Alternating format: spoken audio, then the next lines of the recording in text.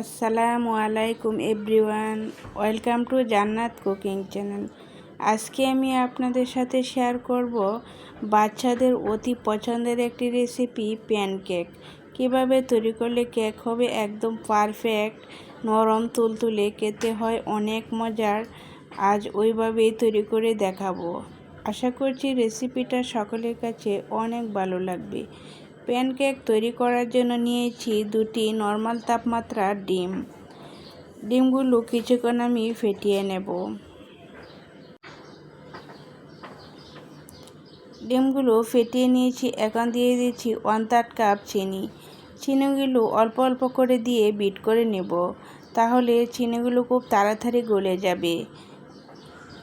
একসাথে সবটুকু চিনি দিয়ে বিট করলে দেখবেন চিনিটা গলতে একটু সময় লাগে। এখন আমার বিট করা প্রায় হয়ে এসেছে, চিনিগুলো ভালো করে গলে গিয়েছে। এখন দিয়ে দিয়েছি তেল। এখানে দিয়েছি 1/4 কাপ রান্না করা রেগুলার তেল। তেল দিয়ে আরও কিছুক্ষণ বিট করে নেব। এখন দিয়ে দিচ্ছি 1/2 চামচ লবণ, 1/2 চামচ বেকিং পাউডার। এখানে বেকিং পাউডারই দিতে হবে, বেকিং সোডা দিলে কিন্তু হবে না। এখন নাড়াচাড়া করে কিছুক্ষণ ভালো করে মিশিয়ে নিচ্ছি।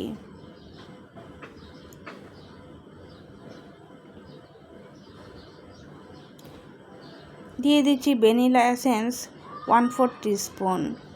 ভ্যানিলা এসেন্স কিন্তু এর চেয়ে বেশি দিলে খেতে ভালো লাগবে না। ভ্যানিলা এসেন্সের একটা গন্ধ আছে, সেই ফ্লেভারটা কিন্তু সকলেই নিতে পারে না।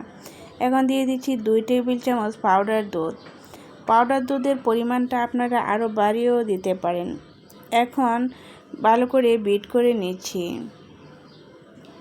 প্রতিটা উপকরণ দিয়ে ভালো করে বিট করে নিতে হবে, তবেই কেকগুলো একদম পারফেক্ট হবে, সফট হবে। এখন সাইড করে রেখে দিয়েছি। আর 1 কাপ ময়দা আমি চেলে নিচ্ছি। ময়দাটা অবশ্যই চেলে নিতে হবে, তবেই কেকগুলো একবারই পারফেক্ট হবে।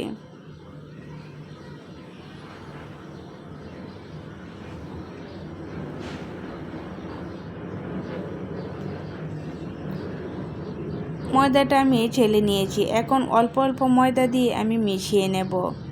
একবারে সবটুকু ময়দা দিতে যাবেন না, তাহলে কিন্তু ভালো হবে না, গুটি গুটি হয়ে যেতে পারে।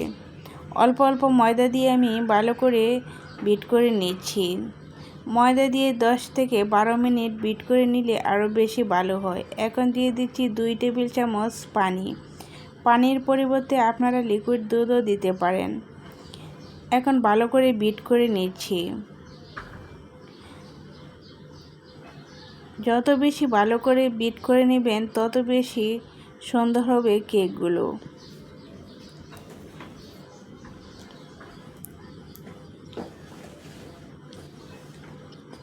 আমি স্পিড বাড়িয়ে কিছুক্ষণ বিট করে নিয়েছি। আর ব্যাটারের ঘনত্বটা এরকম হতে হবে, খুব বেশি পাতলাও না, আবার খুব বেশি বাড়িও না।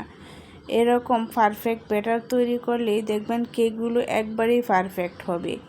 কেকগুলো তৈরি করার জন্য চুলায় একটি প্যান বসিয়ে দিয়েছি। প্যানটা ভালো করে গরম করে নিয়েছি। আর প্যানে কিন্তু একবারে তেল দেওয়া যাবে না, তেল ব্রাশ করে নিলে কিন্তু কেকগুলো হবে না। চুলার আঁচটা লোতে রেখে অল্প একটু ব্যাটার দিয়ে ঢাকনা দিয়ে ঢেকে দিয়েছি। 2-3 মিনিট পর আমি ঢাকনাটা খুলে দেখাচ্ছি। দেখেন একবারে ছিদ্র ছিদ্র হয়েছে। এখন কেকটা আলতোভাবে উল্টিয়ে দেব অপর পিঠ দিয়ে হবার জন্য। আর দেখেন কেকের কালারটা কত সুন্দর এসেছে, আর কেকটা কত সুন্দরভাবে হয়েছে। অপর পিঠ দিয়ে খুব বেশি জাল করা লাগবে না, মিনিট খানেক রেখে দিলেই হয়ে যাবে। এরকমভাবে আমি সবগুলো তৈরি করে নেব। আরও একটি দিকে দিচ্ছি।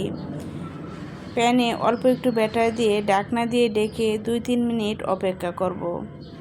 চুলার আঁচ কিন্তু বাড়ানো যাবে না।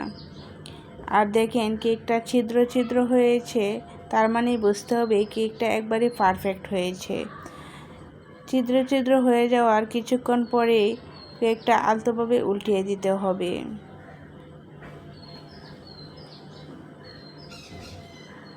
অপর পিঠ দিয়ে মিনিট খানেক রেখে দিলেই কেকটা হয়ে যাবে, তারপর উঠিয়ে নিলেই হয়ে যাবে। আর দেখেন কেকগুলো কত সুন্দর হয়েছে। সেম প্রসেসে আমি সবগুলো কেক তৈরি করে নেব।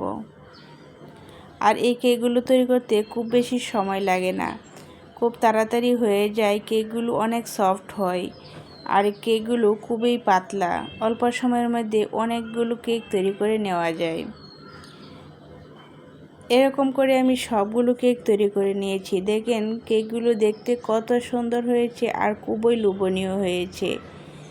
আশা করছি আমার এই সহজ রেসিপিটা আপনাদের কাছে একটু হলেও ভালো লেগেছে। ভালো লেগে থাকলে লাইক, কমেন্ট, শেয়ার করবেন, সাবস্ক্রাইব করে আমার চ্যানেলের পাশেই থাকবেন।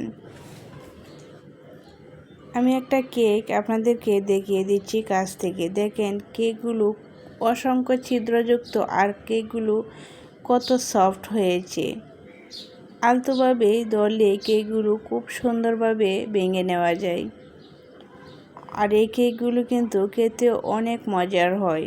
আর কেকগুলো দেখেন কত সফট হয়েছে।